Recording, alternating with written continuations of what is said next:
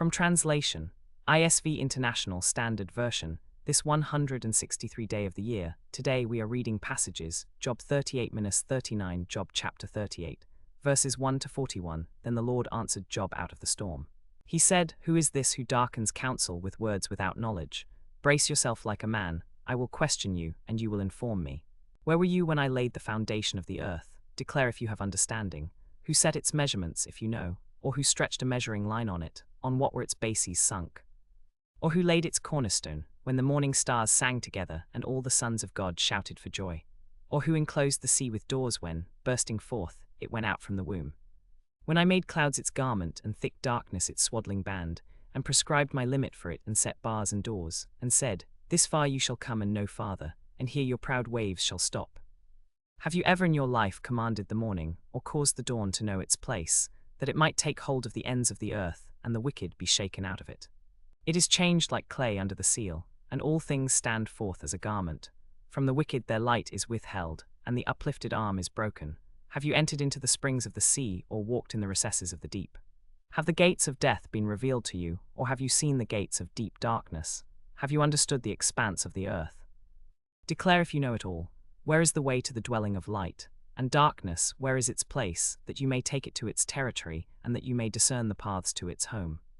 You know, for you were born then, and the number of your days is great. Have you entered the storehouses of the snow, or have you seen the storehouses of the hail, which I have reserved for the time of distress, for the day of war and battle? Where is the way that the light is divided, or the east wind scattered on the earth? Who has cut a channel for the flood, or a way for the thunderbolt, to bring rain on a land where no one lives, on a desert with no one in it, to satisfy a waste and desolate land, and to cause the grass to sprout? Does the rain have a father? Or who has fathered the drops of dew, from whose womb has the ice come forth, and the frost of heaven, who has given it birth? Water becomes hard like stone, and the surface of the deep is frozen. Can you bind the chains of the Pleiades, or loose the cords of Orion? Can you lead forth the constellations in their season, or guide the bear with its cubs? Do you know the ordinances of the heavens, or fix their rule over the earth?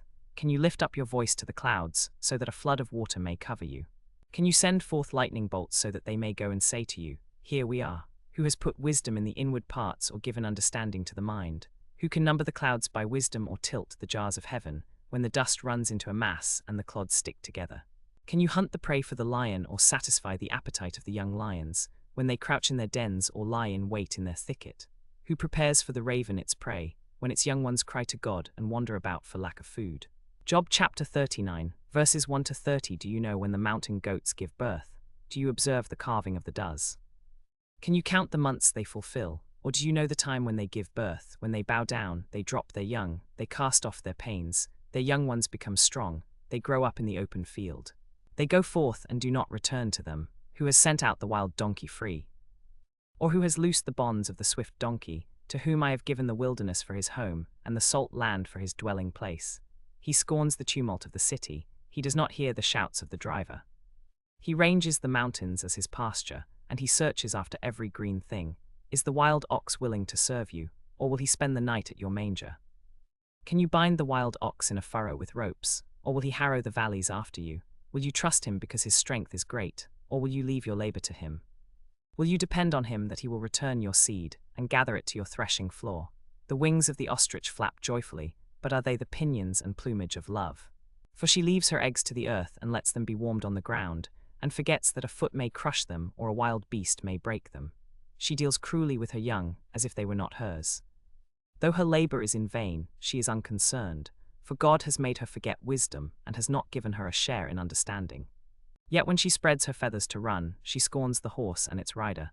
Do you give the horse his might? Do you clothe his neck with a mane? Do you make him leap like the locust? His majestic snorting is terrible.